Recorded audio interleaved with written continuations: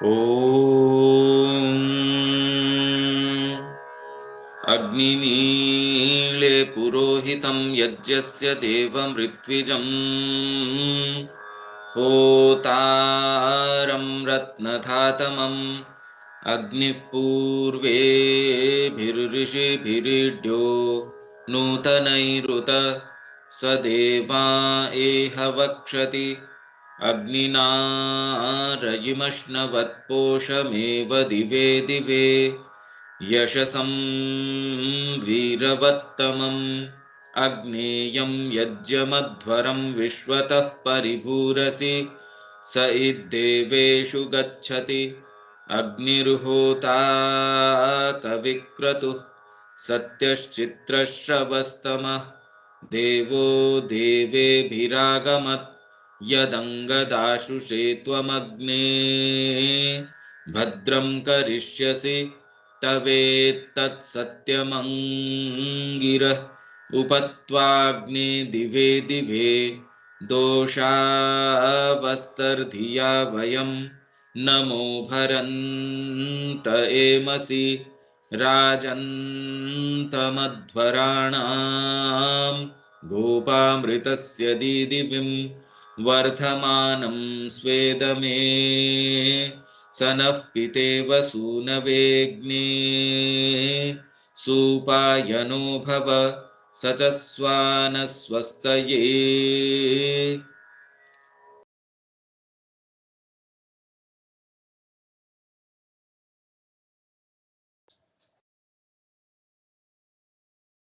ये पेज है 272। ये अगस्त और इंद्र का संवाद चल रहा है।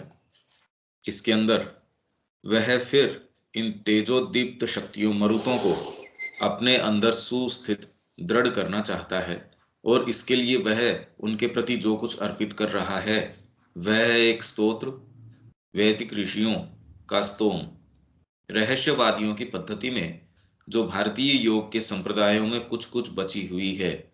शब्द एक शक्ति है। शब्द रचना करता है क्योंकि रचना मात्र एक अभिव्यंजन है। रचना का अर्थ है एक्सप्रेशन, अभिव्यंजन, उच्चारण है, क्योंकि नई चीज इसके अंदर कोई क्रिएशन में आ नहीं सकती।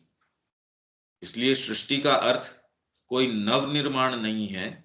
सृष्टि का अर्थ है जो भीतर है उसको बाहर प्रकट करना, क्योंकि परमात्मा की जितनी भी संभावनाएं हैं उसमें अलग से कहां से कोई चीज आ सकती है। नया तत्व तो कोई बाहर आ नहीं सकता।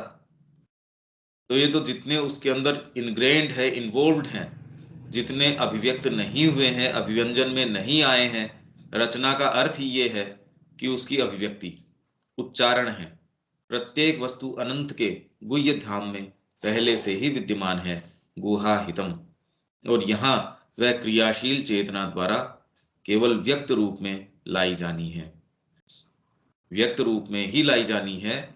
और जितने भी रूप कोई भी भविष्य में आने वाला है या कुछ भी है, वो सारे के सारे लेटेंट हैं, क्योंकि जो डिवाइन बीइंग है या जो सुप्रीम रियलिटी है उसमें तो सारी चीज ऑलरेडी कंटेन्ड है। शाश्वत में कोई नई चीज आ नहीं सकती, कोई नया तत्व लाओगे कहां से, उसमें है ऑलरेडी इनग्रेन्ड। इसलिए ये तो खाली उसको बाहर लाके एक्सप्रेस करना मात्र है। वैदिक विचार के भी कुछ संप्रदाय लोगों को शब्द की देवी वाग देवी द्वारा रचित मानते हैं और यह समझते हैं कि ध्वनि प्रथम आकाशीय कंपन के रूप में रचना की पूर्ववर्ती हुआ करती है। स्वयं वेद में ही ऐसे संदर्भ मिलते हैं जो पवित्र मंत्रों के कवितात्मक छंदों, अनुष्टुप, त्रिष्टुप, जगती, गायत्री, इन छंदों के अंदर हर जो आपका ये सूक्त है उसके पहले, अब जैसे इसके अंदर ये छंद गायत्री, इसके अंदर गायत्री 2 नंबर ज्यादा इसी के अंदर हैं। बाकी तो ये अब जैसे दिखा रहे हैं ये इन सब में गायत्री है। फिर बाद में अगर और अपन आगे चलें, सपोज ये आ गया त्रिष्टुप आपका, फिर और कहीं चलते हैं तो अलग अलग तरीके के इसके अंदर छंद हैं। त्रिष्टुप है, तो ये तो फिर आपको इसकी डिटेल के अंदर जाना हो कि इस छंद का क्या अर्थ है।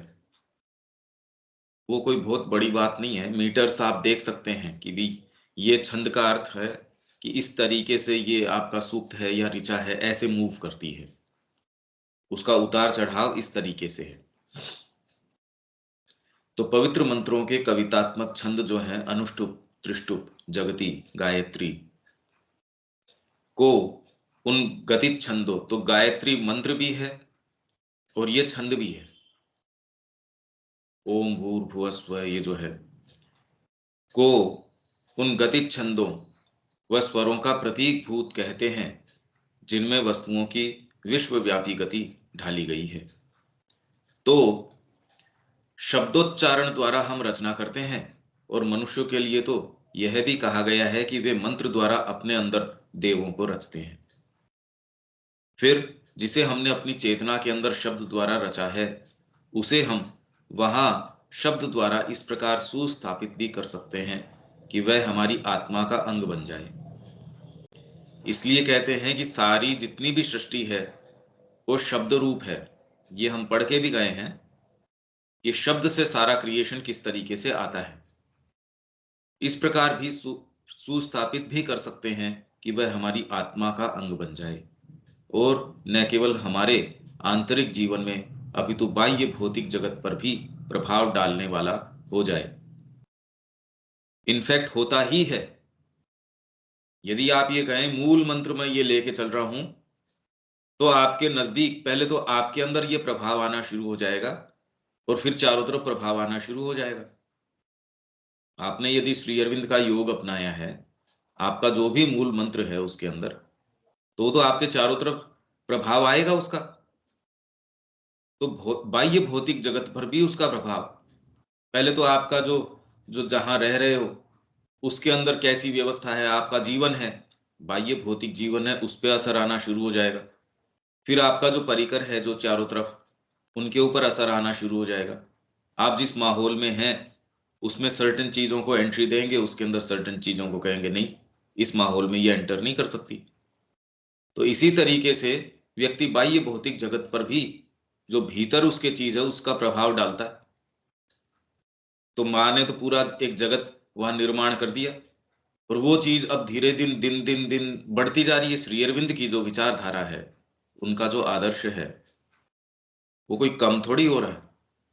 वो तो जो जो लोगों को समझ में आ रहा है वो तो और अधिकाधिक इसके अंदर, क्योंकि वो ऐसी चीजें हैं वो कैसे रुक सकती हैं।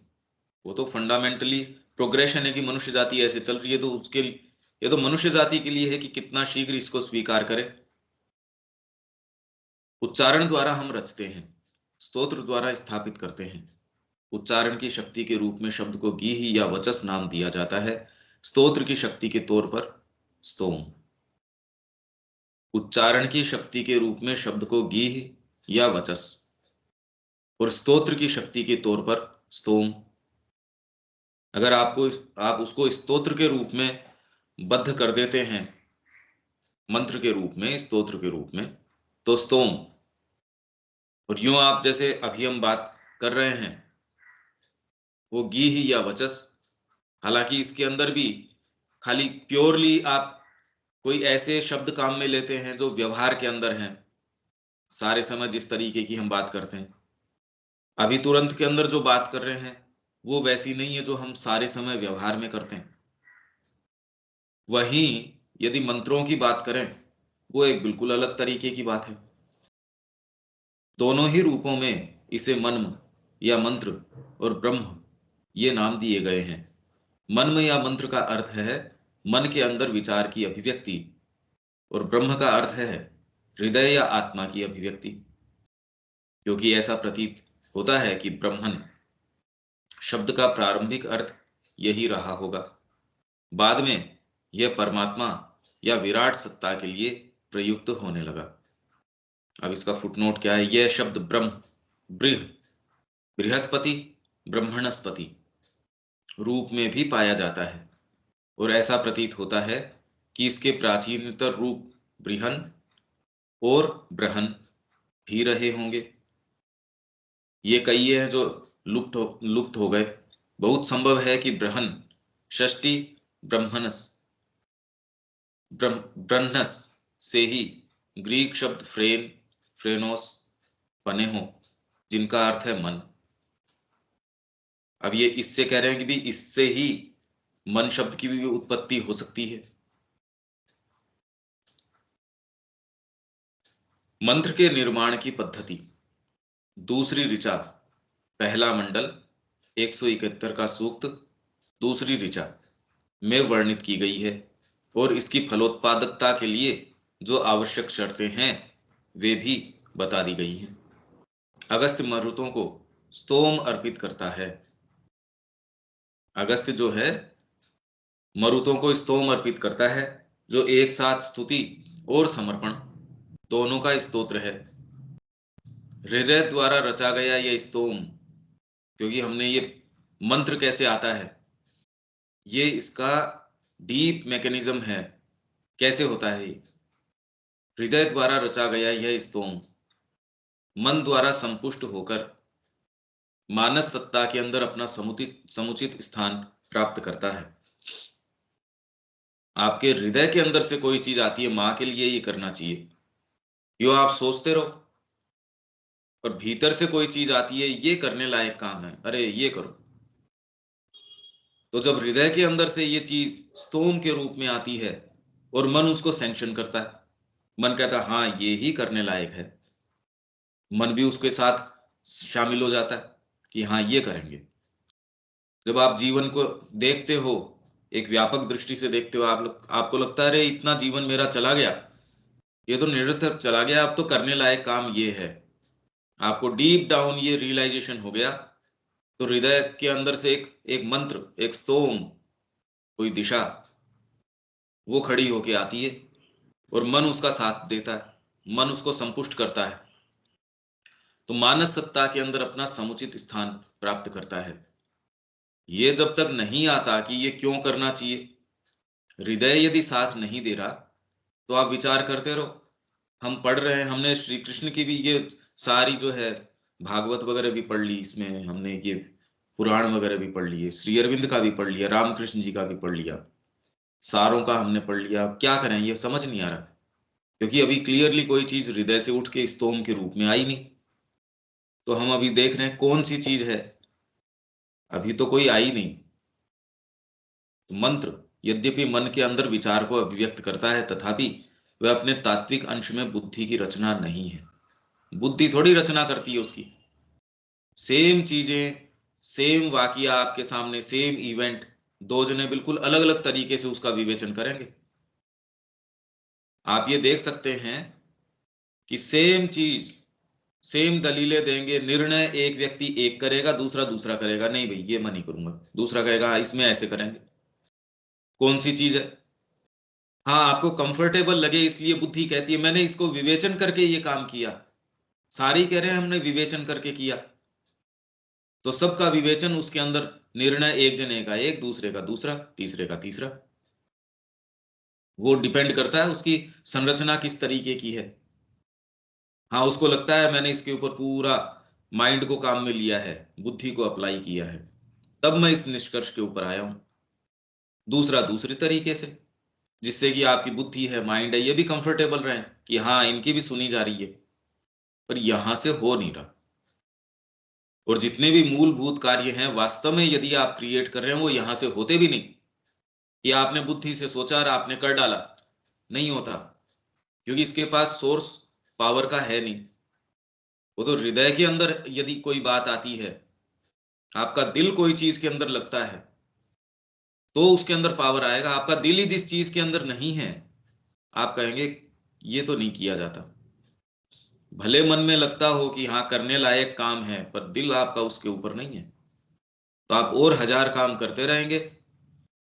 तो ये अल्टीमेटली बुद्धि की रचना नहीं है। उसके एक पवित्र तथा फलोत्पादक शब्द होने के लिए यह आवश्यक है कि वह अंतः प्रेरणा के रूप में उस अतिमानस लोक से आया हो, जिसे वेद में ऋतम अर्थात सत्य नाम दिया गया है। इसलिए भीतर से ये आपके वाणी आए कि मैं और कोई दूसरी चीज कर नहीं सकता। भी जब दिल आपका माँ के ऊपर है, आप ये कह रहे हो मेरा हृदय इसके लिए ही है और कोई दूसरा काम मैं नहीं कर सकता, तो आप वास्तव में इसकी तरफ चल सकते हो। भाई यदि जैसे बच्चा आप जबरदस्ती उसको लेके जा रहे हो, उसका दिल उसमें है नहीं किसी चीज के अंदर, तो आप कोशिश करते हो उसको किन्हीं भी चीजों से थोड़ा उसका मन का भटकाव करने की, उसको खिलौना दे देते हो और कर देते हो, दिल बेचारे का लग नहीं रहा वहां। वैसे ही यदि हमारी अंतरात्मा जो है वो तो लगी कहीं और, हम कोशिश कुछ और, तो सारा जीवन इसी तरीके से संघर्ष में चला जाता है।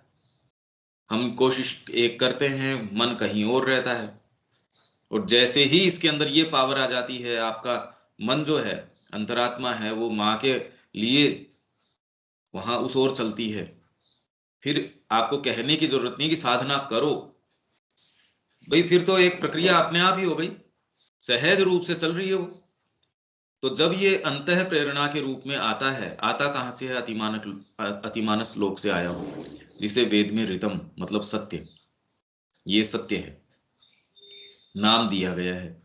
और साथ ही वह हृदय द्वारा या प्रकाशमयी प्रज्ञा मनीषा द्वारा बाह्य चेतना के अंदर ग्रहित हुआ हो। उठता वहां से है, आता वहां से है, गढ़ा यहां जाता है, आपके फ्रेमवर्क के अनुसार आपके अंदर ये गढ़ा जाएगा। हृदय वैदिक अध्यात्म विज्ञान में भावावेशों के स्थान तक ही सीमित नहीं है। अब ये देखो हृदय के ऊपर, हम इसीलिए इसके ऊपर थोड़ा स्ट्रेस दे रहे थे। हृदय, अभी तो हृदय, अरे उसका हृदय जो ये जितना बताया जाता है, एक माँ का हृदय अपने बालक के लिए, इसके लिए, वो उस हृदय की नहीं, आपके इमोशंस की सीट है, उसके लिए नहीं, वहीं तक सीमित नहीं है। हमारे इमोशंस तो किस तरीके के हैं हम तो जानते ही हैं, वो सारे के सारे विकृत हैं। तो वैदिक अध्यात्म विज्ञान में हृदय जो है भावावेशों तक ही सीमित नहीं है, यह स्वतः प्रवृत्त मानसिकता के उस सारे विशाल प्रदेश को समाविष्ट किए हुए है।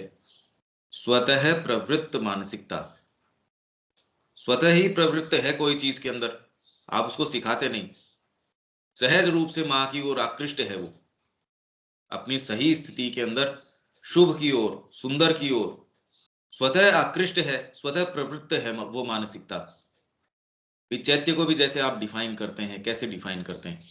आपकी वो साइकोलॉजिकल सीट जिसके अंदर आपके अंदर जो बेस्ट पार्ट है, जो सत्य की ओर चलता है, जो स्वतः किसी ऐसी चीज के ऊपर चलता है, आपका डीपेस्ट भाग। अदरवाइज तो आपको कैसे डिफाइन करें कि ये है क्या, वो साइकोलॉजिकल सेंटर। तो वैसे ही हृदय स्वतः प्रवृत्त मानसिकता के उस सारे विशाल प्रदेश को समाविष्ट करता किए हुए है, जो हमारे अंदर अवचेतन के अधिक से अधिक समीप पहुंचा हुआ है, तथा जिसमें से संवेदन, भावावेश, सहज ज्ञान, आवेग उठते हैं, और वे सब अंतर्ज्ञान तथा अंतः प्रेरणा भी उठती हैं, जो बुद्धि में आकार प्राप्त करने से पहले इन उपकरणों में से गुजरकर आती है। आपके अंदर जो अंतर्ज्ञान है, अंतः प्रेरणा है, जिसको हृदय की बात कहते हैं, उसके अंदर तो निम्नतर चीजें भी प्रवेश करती हैं, पर उसके अंदर से अंतर्ज्ञान है, अंतः प्रेरणाएं हैं, वो भी इसके अंदर आके बुद्धि में आकार ग्रहण करती हैं। यह है वेद और वेदांत का हृदय, जिसके वाचक शब्द वेद में हृदय, हृद या ब्रह्मन है। अगर वेद को बताना होता है हृदय को, और हृदय का अर्थ क्या है, भी सबसे पहले तो उन्होंने हृदय अगर कह दिया, हम उससे क्या माने? वर्तमान इस शब्द से जो हम अर्थ लेते हैं, यदि वो ही अर्थ प्रयुक्त करते हैं वेद के ऊपर, तब तो फिर बाद में इसके जो अर्थ निकलेंगे वो भी हमारे जो सामान्य अर्थ हैं उस तरीके का अर्थ निकल जाएगा। वो तो इसके ऊपर निर्भर करता है कि आपको इन शब्दों को किस तरीके से परिभाषित करते हैं। उस हृदय के अंदर मनुष्य की जैसी वर्तमान अवस्था है, उसमें पुरुष केंद्रभूत होकर आसीन हुआ माना गया है। ये बहुत सूक्ष्म प्रक्रिया है, पर एक्चुअल में ये हो रही है, हम सबके साथ हो रही है। बोल्ड में इसीलिए है, इसको जो अपन ने बोल्ड लेटर्स के अंदर है, क्योंकि ये बहुत डीप प्रक्रिया है। और ये कैसे होती है? इसी के ऊपर हम यदि ध्यान केंद्रित करें, हमारे साथ ये होता किस तरीके से है, तो उस हृदय के अंदर मनुष्य की जैसी वर्तमान अवस्था है, उसमें पुरुष, मतलब आपके अंदर जो भी पुरुष, आपका रियल सेल्फ, जो आप अपनी अंतरात्मा कह सकते हैं, तो उस हृदय के अंदर पुरुष जो है वो केंद्रभूत होकर आसीन हुआ माना गया है। जो डिवाइन की प्रेजेंस है वो उसके अंदर, उस हृदय के अंदर, ये वाला हृदय थोड़ी जो कामनाओं से प्रताड़ित है, इस हृदय की बात नहीं चल रही जिसके अंदर सारे समय भावावेग उठते हैं, आपके अंदर आवेग आते हैं, पैशंस आते हैं, क्रोध आते हैं, ये वाली बात नहीं। जो वास्तव में ये इन्होंने बताया कि ये हृदय से क्या अर्थ है, वो सीट किस चीज की है, उसके अंदर पुरुष केंद्रभूत होकर आसीन हुआ माना गया है। इसलिए जब आप कहते मैं, तो मैं यहां यहां कहते मैंने किया, मैं, आप यहां नहीं कहते मैंने किया। तो पुरुष केंद्रभूत होकर मैं का जो कॉन्सेप्ट है आपका, आप वास्तव में कौन हो, आप ये हो। जहां ये केंद्रभूत होकर आपका जो पुरुष है, आपका जो रियल सेल्फ है, जिसको सेल्फ कहते हो, आत्मन कह सकते हो, आपकी अंतरात्मा कह सकते हो, तो यहीं आप ध्यान भी केंद्रित करते हैं। यहां जब ध्यान केंद्रित करते हैं, धीरे धीरे धीरे धीरे इसका अपना असर है। अवचेतन की विशालता के समीप उस हृदय में सामान्य मनुष्य के अंदर, जो अभी तक उन्नत होकर उस उच्च लोक तक नहीं पहुंचा, जहां असीम के साथ संपर्क प्रकाशमय और घनिष्ठ तथा साक्षात हो जाता है, विराट आत्मा की अंतः प्रेरणाएं अधिकतम सरलता के साथ प्रविष्ट हो सकती हैं और अत्यधिक तीव्रता के साथ व्यक्तिगत आत्मा पर अधिकार पा सकती हैं। अवचेतन की विशालता के समीप उस समुद्र में क्या होता है, विराट आत्मा की अंतः प्रेरणाएं, विराट मतलब ये जो रचित जगत है, ये सारा का सारा हमको नजर आता है, उसकी जो अंतः प्रेरणाएं हैं वो इसके अंदर प्रवेश करती हैं।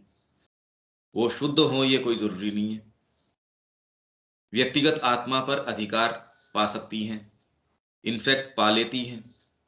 चारों तरफ से आपके पास सजेशंस आते हैं, आप उनको पकड़ लेते हैं।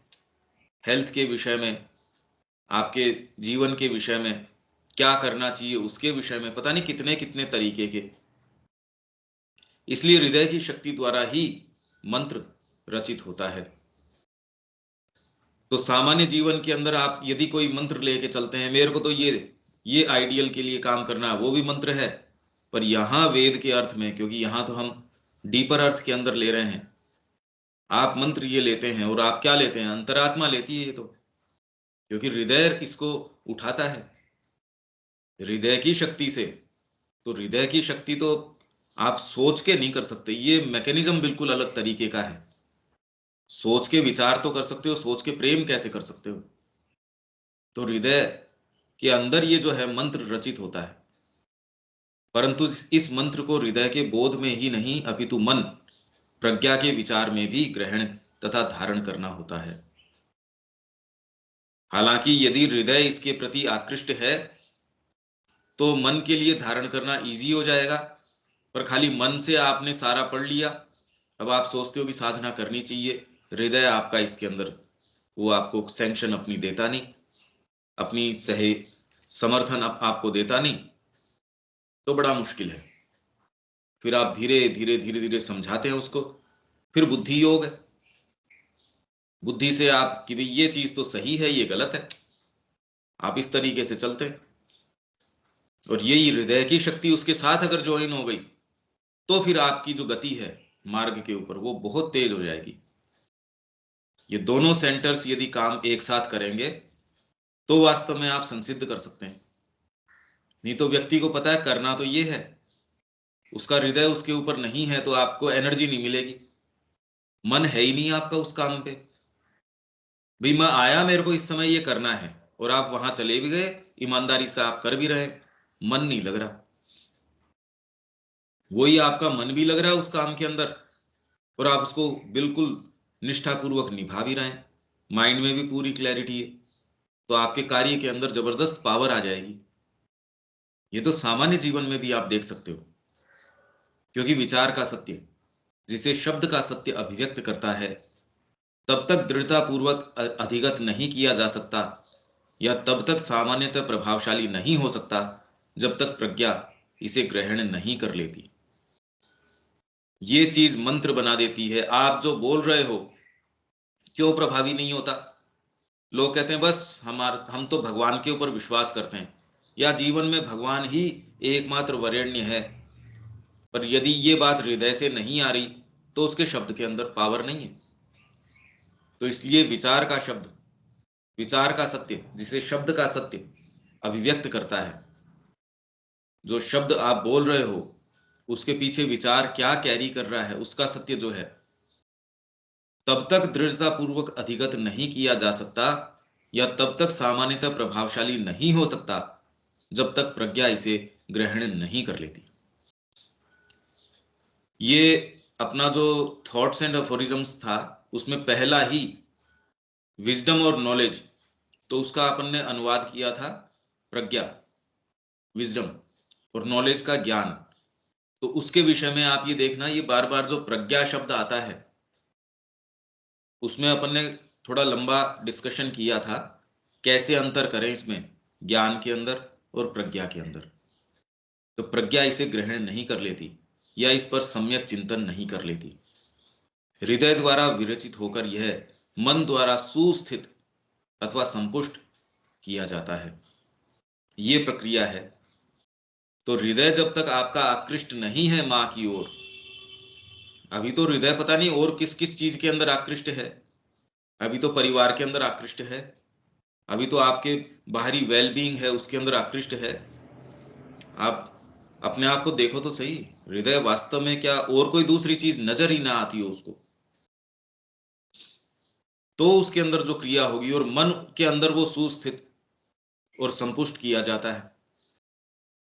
यहां तक सेंटेंसेस कोई ऐसा है जो आपको नए समझ में आ रहा हो किसी के भी? विवेक?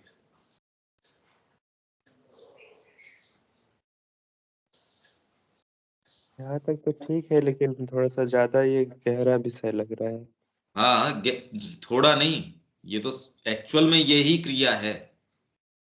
सारा योग जितना भी आप कुछ भी कहते हो ये इसके ऊपर ही है कि आपके भीतर से ये कितनी गहराई से ये सत्य आता है, हृदय में से आता है। मन उसको पकड़ के उसको सुस्थित करता है, संपुष्ट करता है। मन मतलब आपको जनरल टर्म्स के ऊपर मन, मेरा मन नहीं है वो मन नहीं, माइंड के, जो आपकी इंटेलिजेंस है, इसीलिए प्रज्ञा शब्द ये काम में ले रहे हैं, वो भी उसके ऊपर चलती है। जनरली तो इतना फुर्सत ही नहीं होती आपके यांत्रिक जीवन के अंदर ये पूछो कि मेरा हृदय है कहाँ, क्योंकि ये ग्रंथि तो धीरे धीरे पहले तो शुरू में ही परिवार खत्म कर देता है और फिर बाद में शिक्षा आपकी जिस तरीके की है वो खत्म कर देती है। जो आप में से भीतर से कुछ इंटीमेशंस आते हैं, चीजें आती हैं, वो तो परिवार बिल्कुल खत्म कर देता है। कोई ऐसा परिवार नहीं है, शायद ही कोई ऐसा हो जिसमें बच्चा बच निकलता हो, और शिक्षा तो बहुत सक्सेसफुली ये काम कर देती है। तो आपको ये जो डीपर फीलिंग्स हैं, आप में ये चीजें आने वाली हैं, ये आती नहीं। यदि कोई समय आ भी जाती है, हृदय आपका कोई ऐसे क्षण के ऊपर कहता है, विद्रोह कर उठता है कि ये सामान्य जीवन तो मैं नहीं जी सकता, अब वो इसके आधार पे बेचारा थोड़ी कोशिश भी करता है, और दूसरी वाणियां, क्योंकि इतना स्थान कर चुकी हैं वो परिवार के कारण और चीजों के कारण, कि धीरे धीरे ये प्रवेश करना शुरू करती हैं। पर हाँ, यदि अंतरात्मा ने आके एक बार ये कह दिया तो देर सवेर इसका मतलब उसने एक बीच में सेतु बना लिया, आपकी बाहरी चेतना और अपने आप के जो सीट है उसकी, और वो करेगी, वो अपना कार्य जरूर करेगी। अब समझदारी इसके अंदर है कि यदि जीवन में यही करना है तो आपका ये भाग कहाँ है, हृदय क्या चाह रहा है। इसीलिए मैं कह रहा हूँ भाई, ये सेंटेंस मैं बार बार क्यों खाली सेंटेंस की बात कर रहा हूँ, क्योंकि उसके आधार पे ही बात करी जा सकती है। बाकी तो जब तक आप ये जीवन नहीं अपनाते और जब तक ये अंदर से नहीं आती तब तक ये अपनाते नहीं, और जब तक अपनाते नहीं तब तक ये प्रक्रिया होती नहीं। तो अब ये कैसे हो, ये एक बड़ी विचित्र है कि कैसे वो पुकारा है। इसका कोई हार्ड एंड फास्ट रूल तो है नहीं भाई, किसी का अध्ययन से आ सकती है, किसी का किसी स्थान के ऊपर जाए उससे आ सकती है। सत्संग इसका एक बहुत अच्छा माध्यम है, बहुत ही पावरफुल माध्यम है इसका, कि आप निरंतर अपने आप को ऐसे व्यक्तियों से, ऐसे माहौल से, भी पुस्तक और क्या करेगी, ऐसे स्थान से, कि धीरे धीरे, और यदि आप उसमें निरंतरता रखते हैं तो कहीं ना कहीं ये इस चीज का प्रमाण है कि भीतर आपको उस चीज का स्वाद है, नहीं तो आप अपने आप को उसमें लगाए नहीं रख सकते। ठीक है, आगे चलते हैं। पर एक और अनुमोदन भी अपेक्षित है आपकी ओर से, आपकी सत्ता में से एक स्वीकृति और चाहिए। किस चीज की?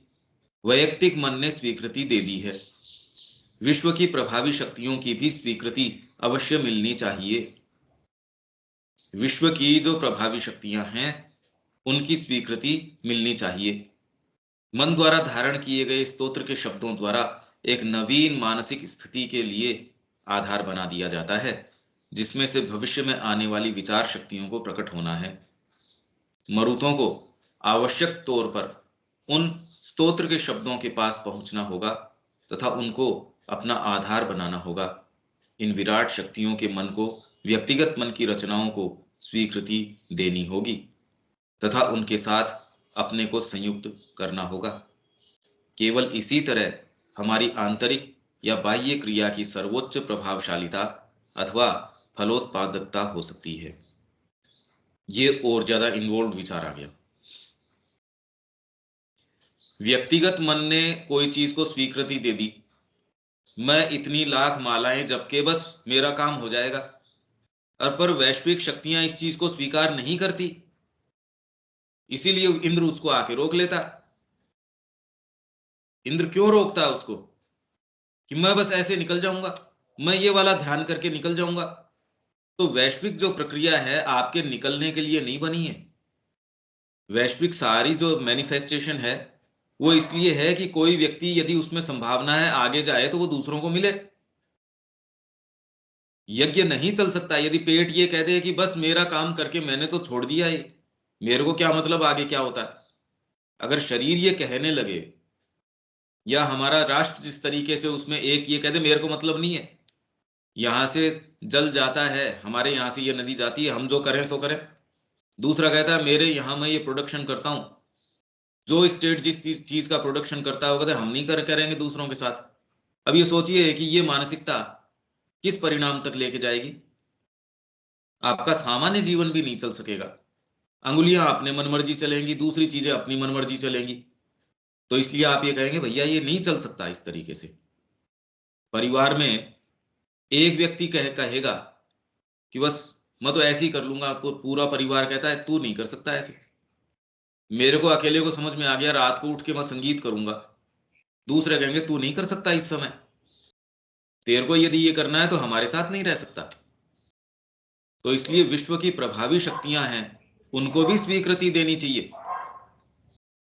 इसलिए जैसे भाई श्री अरविंद को जैसे कहा कि आप अतिमानस उतार लाओ, उन्होंने कहा गिवन कंडीशंस में हो सकती है ये चीज, इसके लिए सामूहिक एक पूरा विकास, नहीं तो क्या आवश्यकता है सटल फिजिकल को तैयार करने की, एक सेतु बनाने की, सारी चीजें करने की आवश्यकता ही क्या है, यूं ही हो जाए बस। तो अनुमोदन इसमें वैयक्तिक मन अकेला चल पड़ा, मैं चल पड़ूंगा ब्रह्म के पास। आप कठोर साधना करते हैं, सारा योग करते हैं, ध्यान करते हैं, चिंतन करते हैं, और ये कोई सामान्य व्यक्ति है नहीं। अगस्त की जहां ये बात हो रही है तो कोई बच्चा तो है नहीं, उसने अपने पहले कितना कितना योग किया है, कितनी कितनी सारी चीज करी है, उस बैकग्राउंड पे देखिए आप। तो विश्व की प्रभावी शक्तियों की भी स्वीकृति अवश्य मिलनी चाहिए। मन द्वारा धारण किए गए स्तोत्र के शब्दों द्वारा एक नवीन मानसिक स्थिति के लिए आधार बना दिया जाता है। ये देखो अपन पढ़ रहे हैं,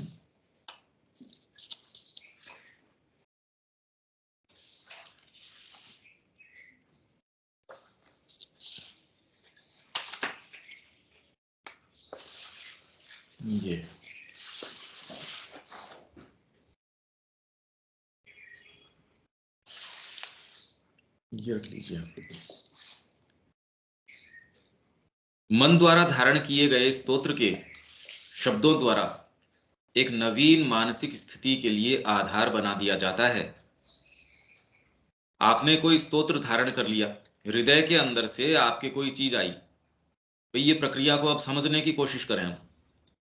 मेरे को माँ का काम करना है, आपके हृदय के अंदर से कोई ये चीज आ गई, मंत्र स्वरूप आ गई है, मन ने उसको स्वीकृति भी दे दी, मन ने धारण कर लिया उसको कि हाँ मेरे को अब एक इसके लिए एजुकेशन सेटअप तैयार करना है, या मेरे को इसके लिए कोई भी एक सेटअप तैयार करना है। भाई आपके भीतर से ये बात आई है कि मेरे को माँ के लिए जीवन उत्सर्ग करना है, और अब इसके अंदर मन को की भी इन तरीकों के ऊपर, इस तरीके से मैं इसको करूंगा, ये काम करूंगा, तो मानसिक स्थिति के लिए आधार बना दिया जाता है, जिसमें से भविष्य में आने वाली विचार शक्तियों को प्रकट होना है। अब इस आधार पे आपने एक लेआउट तैयार किया किसी संस्था का, आपके जीवन में आप आगे क्या करने वाले हैं उसका, तो आप पूरा एक लेआउट उसका तैयार करते हैं। मरुतों को आवश्यक तौर पर उन स्तोत्र के शब्दों के पास पहुंचना होगा। स्तोत्र के जो शब्द हैं, जो हृदय के अंदर से आ रहे हैं, आपका जो मूल मंत्र है, मरुत को उनके पास पहुंचना होगा। मरुत किस चीज की शक्ति हैं? शाइनिंग वेपन्स हैं ये, तथा उनको अपना आधार बनाना होगा। इन विराट शक्तियों के मन को, व्यक्तिगत मन की रचनाओं को स्वीकृति देनी होगी। मतलब आपके अंदर और दूसरे इतने इतने भाग हैं, उनको भी सुलझाना होगा।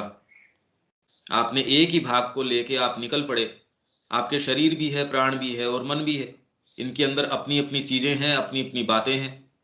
शरीर बीच के अंदर रोक लेगा आपको। आप कहे मैं तो बस ध्यान के अंदर बैठ गया, शरीर कह देगा मेरे को भी तो सुनो, उसकी अपनी बात है।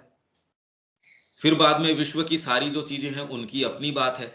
आप एकांगी एक व्यक्ति इस तरीके से नहीं निकल सकता, तो स्वीकृति देनी होगी तथा उनके साथ अपने को संयुक्त करना होगा।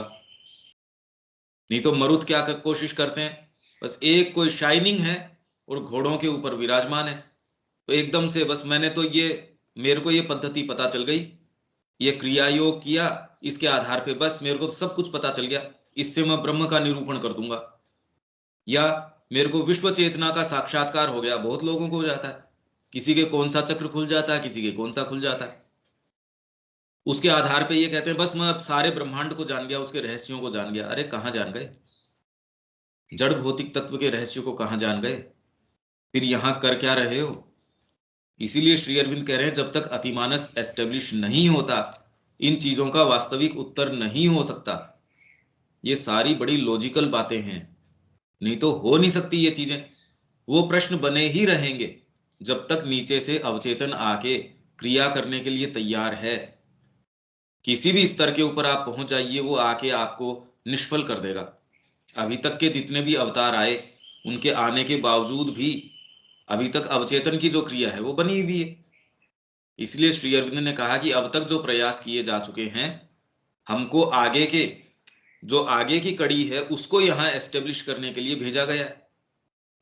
और पीछे के प्रयास ये दिखा चुके हैं कि वो उत्तर नहीं देते। अवचेतन का, आपके निश्चेतन का उत्तर है, अतिमानस ही आने के द्वारा ये उसका उत्तर मिल सकता है। और उसके लिए क्या किए जाना है, व्यक्तिगत तौर पे क्या किए जाना चाहिए, सामूहिक तौर पे क्या किए जाना चाहिए, उसके लिए शिक्षा क्या स्थान रखती है, उसके लिए उन्होंने शिक्षा केंद्र है। उसमें हर जो चीजें हैं, यदि उस दृष्टिकोण से देखोगे तो आपको पता चलेगा, और यदि बाहरी दृष्टिकोण से देखते हो तो आप उसको नहीं जान सकते। सारी ही चीजें इसी दृष्टिकोण से और अभी भी कार्यरत हैं। ये नहीं है कि वो अब उन्होंने छोड़ दिया। केवल इसी तरह हमारी आंतरिक या बाह्य क्रिया की सर्वोच्च प्रभावशालिता प्रभावशालिता, नहीं तो आप चले गए निर्विकल्प समाधि के अंदर, प्रभावशालिता नहीं है। आपका बाह्य जीवन तो वैसा का वैसा है। इनफैक्ट जनरली जो लोग समाधि अवस्था में रहते हैं, ध्यानस्थ अवस्था में रहते हैं, उनका होल्ड जो बाहरी जीवन है उससे टूट जाता है। जीवन में प्रभावशाली तरीके से, वो राजनीति पे क्या असर हुआ उसका? आपका जो है राजनीति तो वैसी वैसी। व्यापार पे क्या असर पड़ा? शिक्षा पे, चिकित्सा के ऊपर, आपके जो जो सिविक लाइफ है उस पर तो कोई असर आया नहीं आपकी आध्यात्मिकता का।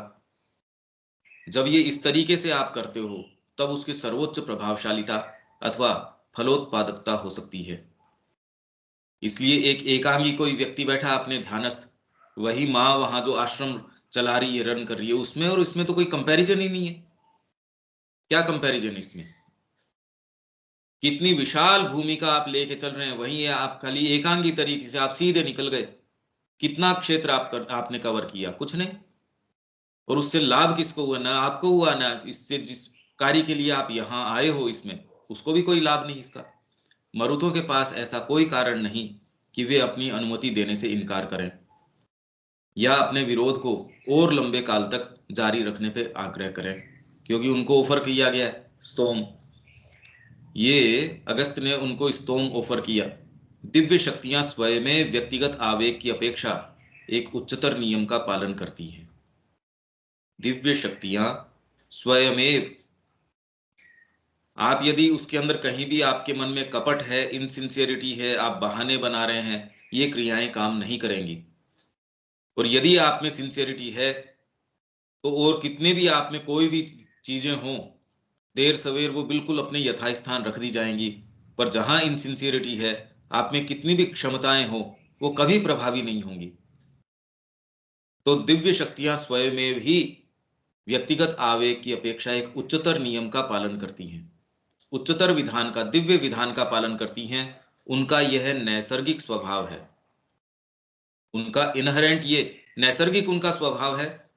और उनका यह कार्य भी होना चाहिए कि वे मर्त्य की, मतलब मोर्टल की, मनुष्य की सहायता करें, जिससे वह अमर के प्रति अपना समर्पण कर दे और उस सत्य के बृहत के प्रति आज्ञा पालन को अपने अंदर बढ़ाएं, जिसके लिए उसकी मानवीय शक्तियां अभिप्सा कर रही हैं। इस दृष्टिकोण से जैसे जो जो दमदर है या माता पुस्तक है, उसमें श्री अरविंद कह रहे हैं ये चीजें सत्य के अंदर काम करेंगी, ये मिथ्यात्व के अंदर ये चीजें काम नहीं करेंगी। आप कहें माँ ही मेरा समर्पण करवा दे, मैं तो इधर से उधर कोई भी एफर्ट करूं नहीं, माँ ही मेरे से समर्पण भी करवा दे, माँ ही सारी चीजें करवा दे, ये नहीं होगा। जो प्रक्रिया वहां है वही आप इसके अंदर देख सकते हैं, ये कैसे ये सारी प्रक्रिया साधना की किस तरीके से होती है।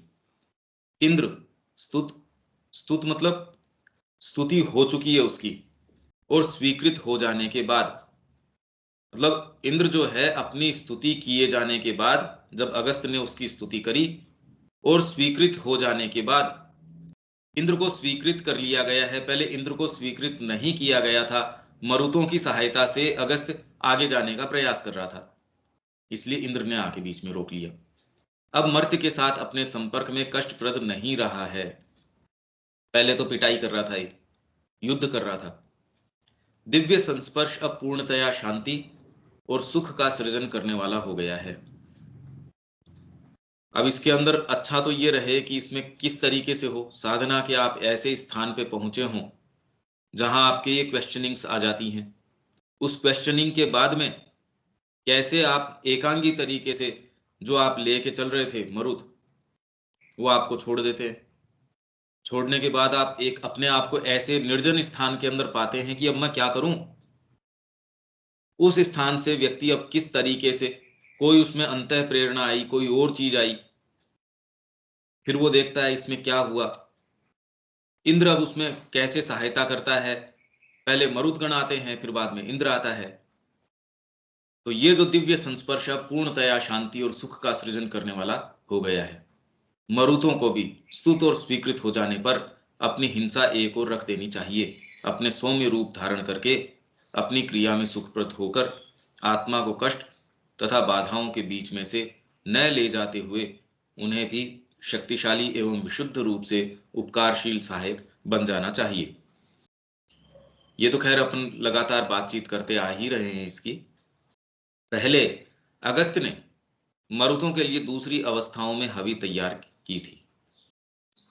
मरुतों के लिए अब ये श्री अरविंद इसका विवेचन कर रहे हैं, और ध्यान से आप इसको समझने का प्रयास कीजिएगा, क्योंकि हमारा एक बैकग्राउंड बन चुका है इसका इतने लंबे समय से, तो आप इसमें और डीपर डेल्व कर सकते हो। पहले अगस्त ने मरुतों के लिए दूसरी अवस्थाओं में हवि तैयार की थी। उसके अपने अंदर जो कुछ भी था जिसे वह इन विचार शक्तियों मरुतों के हाथों में रख देना चाहता था, उस सब को उसने मरुतों को अपनी संभाव्यता गर्भित शक्ति का पूर्णतम उपयोग करने हेतु खोल दिया। पर उसकी हवि में दोष होने के कारण मध्य मार्ग में ही उसके सामने एक बड़ा शक्तिशाली देव इंद्र शत्रु के तौर पर आ पहुंचा था, और केवल भय तथा महान कष्ट के पश्चात ही अगस्त्य की आंखें खुली थी और उसके आत्मा ने समर्पण कर दिया था। ये कहानी है, और ये बार बार मैं आपको एक्सप्लेन भी करता रहा हूं कि ये कहानी आपके आत्मिक क्षणों की है, ये बाहरी नहीं है। अब तक भी उस अनुभूति के भाव उद्वेग से कांप रहा कौन? अगस्त्य। अब तक भी उस अनुभूति के भाव उद्वेग से कांप रहा वह बाध्य कर दिया गया है कि उन क्रियाओं का अब वह परित्याग कर दे जिन्हें उसने ऐसी प्रबलता के साथ तैयार किया था कि इसको छोड़ दो, ये नहीं चल सकती। ऐसी ही चीजें भी, जैसे रामकृष्ण जी के गुरु थे तोतापुरी, शरीर परेशान कर रहा था। अब वो जितना उनका अपने ऊपर कमांड था, उन्होंने कहा मेरे को, मैं तो इस शरीर को छोड़ दूंगा, कल ही गंगा जी के अंदर इसको मैं विसर्जित कर देता हूं, ये कष्ट मिट जाएगा। अब वो रात के अंदर ही निकल गए और गंगा उफान के ऊपर थी। अब वहां जहां जाएं, वहां जल स्तर एकदम नीचे आ जाए, वो पूरी नदी को पार करके चले गए दूसरी किनारे के ऊपर और फिर वापस आ गए। सिर पकड़ के बैठ गए, ये क्या बात है भाई, मैं अपने आप को इसके अंदर डुबो देना चाह रहा हूं।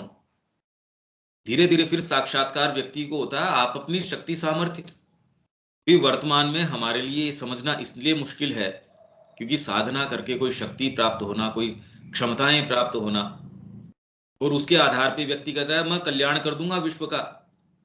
कोई एक व्यक्ति है जिसको पर्चा लिखने की आदत है, वो कह रहा है मैं कर दूंगा कल्याण, बस। कोई दूसरा कहता है बस आ जाओ मेरी परीक्षा करो। छोटी छोटी छोटी चीजें हैं और व्यक्ति को ये हो जाता है बस इसके आधार पे मैं चल पड़ूंगा। पर यदि सर्वांगीण आध्यात्मिकता या यहाँ कोई चीज एस्टेब्लिश करना चाहते हैं, इस आधार पे नहीं हो सकती, तो बीच में आके ये रोक लेता उसको। तो तोतापुरी को बाद में ये अनुभव हुआ कि भाई ये ऐसे नहीं, आपके बस में थोड़ी है कि आप अपने आप को फेंक दो इसके अंदर। मतलब उफनती नदी है, उसके अंदर से आप ये प्रकरण पूरा पढ़ सकते हैं, ये तो रिकॉर्डेड है। पर अब वह फिर मरुतों को हवि देने लगा है, किंतु अब की बार उसने उस शानदार नाम के साथ और भी अधिक प्रबल इंद्र के देवत्व को जोड़ दिया है। तो अब वो मरुतों को हवि देने के साथ साथ इंद्र को भी दे रहा है। तो मरुतों को चाहिए कि वे उस पहली हवि में भंग पड़ने के लिए रोष न करें, कि अब वो मरुतों के साथ साथ यदि इनको भी ऑफर कर रहा है तो इनको रुष्ट नहीं होना चाहिए, अपितु इस नवीन और अपेक्षाकृत अधिक विवेकी रूप से किए गए कर्म को स्वीकार कर लें। ये इन्वॉल्व है, जितना हमने अभी तक बात करी है उससे आप कुछ इससे मेकआउट कर पाते हैं तो आप देख लीजिए। और ये वर्णन तो खैर अभी चल रहा है। अंतिम 2 ऋचाओं में अगस्त्य मरुतों से हटकर इंद्र के अभिमुख होता है। मरुत तब तक मानवीय मन के प्रगतिशील प्रकाश के प्रतिनिधि रहते हैं जब तक मन की गतियां अपनी प्रथम धुंधली गतियों से, जो अभी अभी अवचेतन के अंधकार में से बाहर निकली होती हैं, उस प्रकाशमयी चेतना की प्रतिमा में रूपांतरित नहीं हो जाती, जिस चेतना का अधिपति पुरुष, प्रतिनिधि पुरुष है इंद्र। तब तक मरुतों की क्रिया बहुत ज्यादा इंपॉर्टेंट है। व्यक्ति यहीं से शुरू करता है।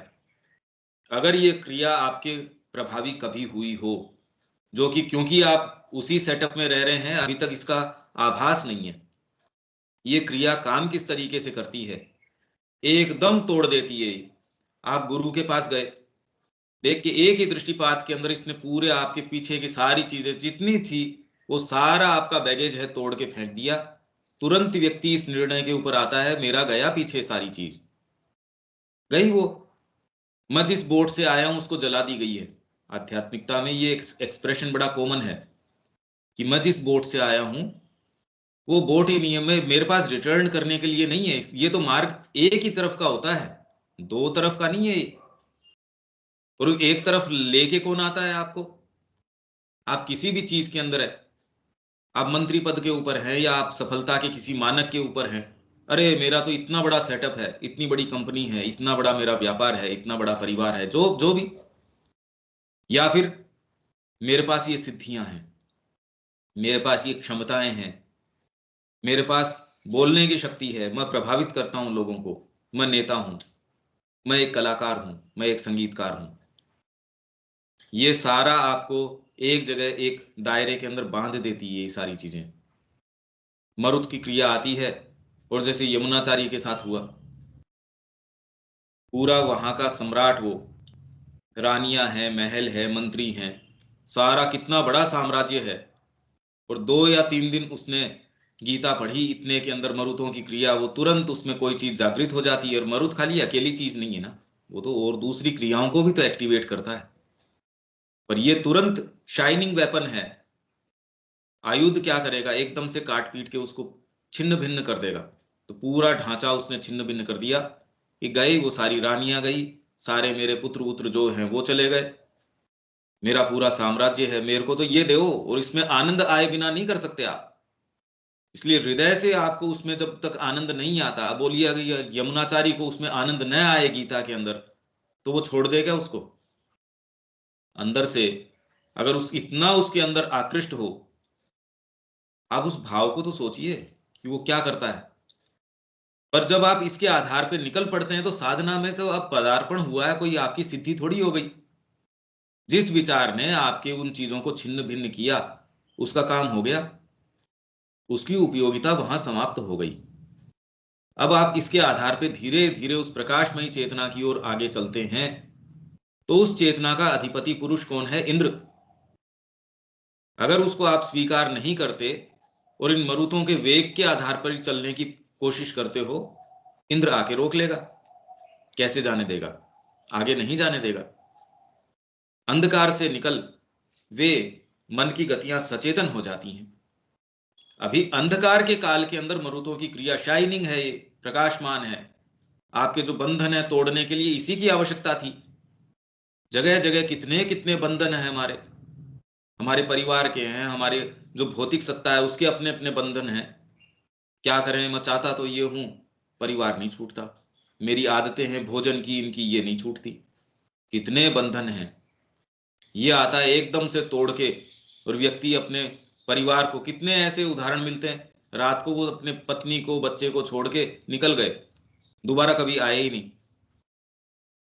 कितनी कहानियां, ये तो कॉमन कहानियां हैं, कोई ऐसी विरली कहानियां थोड़ी हैं। जी हम तो उठ के भागे, और इतनी 10 किलोमीटर तक तो हम दौड़ते रहे, कहीं पीछे से कोई हमको पकड़ के नहीं लेके चला जाए परिवार के अंदर। फिर आके या किसी बस के अंदर बैठ गए, छिप के किसी ट्रेन के अंदर बैठ गए, या भाग के हम यहां आ गए। कितने कितने लोग ऐसे।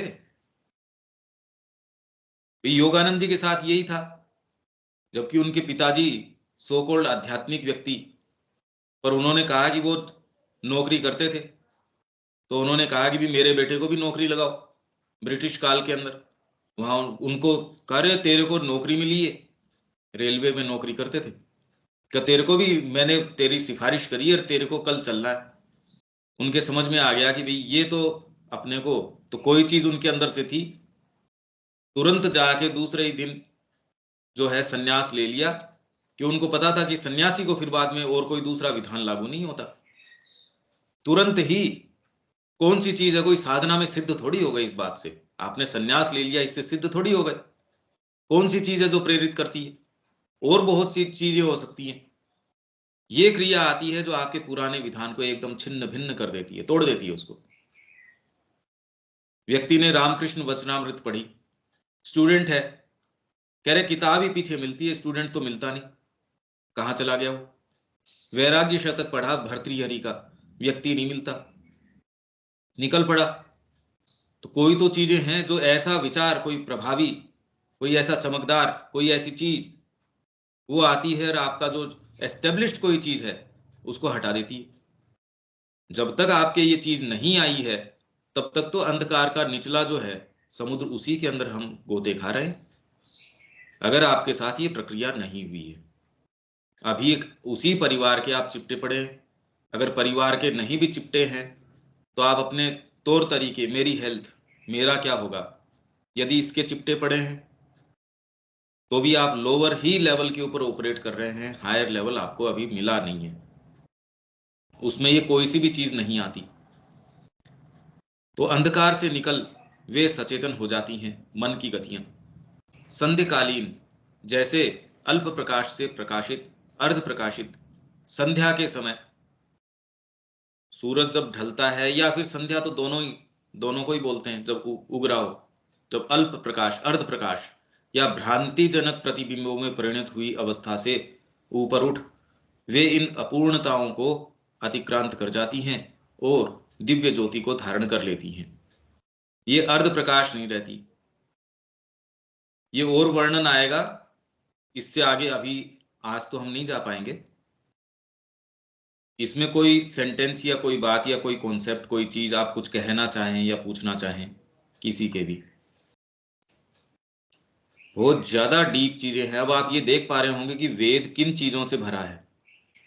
अगर ये हम नहीं समझते और वेद को केवल कर्मकांड मानते हैं तो हमने तो उसकी सारी इफेक्टिविटी को खत्म कर दिया। और ये पूरी संस्कृति इसी के ऊपर आधारित है कि हर व्यक्ति को ये मिलना चाहिए। हर जो बच्चा था वो ब्रह्मचर्य की अवस्था के अंदर ही उसको चारों वेद याद थे। यदि आपको ये याद हैं और आपको उसका अर्थ पता है तो जीवन आपका किस तरीके का होगा। अभी तो हम खाली इसका विवेचन समझ रहे हैं, उसमें इतना आनंद का कार्य है। आप कल्पना कीजिए कि पूरी संस्कृति किसके ऊपर आधारित थी, ये सोचो आप। किसी के भी इसमें कोई बात है? रविकांत जी। भैया, हाँ जी। ये जो पहले नहीं, आप हृदय और ब्रह्मन के बारे में बता रहे थे कि हृदय के अंदर मनुष्य की जैसी वर्तमान अवस्था है उसमें पुरुष केंद्रीभूत होकर आसीन हुआ माना गया है, तो क्या यही चैत्य पुरुष का है? हाँ ये हाँ है, हाँ, यही, इसी को अंतरात्मा बोलते हैं। इसी आप, को चैत्य पुरुष। हाँ, चैत्य की जो सीट है वो वही है। हम्म, आपका जो रियल सेल्फ है, जो वास्तव में आप हो, हम्म, इसी की शिक्षा होनी चाहिए। आप वास्तव में यही हो, इसकी इसकी किसी को पता नहीं है। ये तो किसी कोई जानता नहीं ना, कोई शिक्षा इसकी बात करती नहीं। इनफैक्ट शिक्षा तो सबसे पहले इसी चीज को मारने की कोशिश करती है। हम्म, तो आपकी जो पुरुष है, जो सेल्फ है आपका, जो रियल सेल्फ है, आपकी अंतरात्मा, वो वहां स्थित है। इसलिए बोलते हैं कि हृदय की गुफा के अंदर वो स्थित है। और हमेशा आप ध्यान भी केंद्रित, जब आप हृदय के ऊपर करते हैं तो उस पर धीरे धीरे उस पर केंद्रित करते हैं। कल हम यहां से रिज्यूम करते हैं, यहां विराम देते हैं। जय श्री मां। जय श्री राम। जय श्री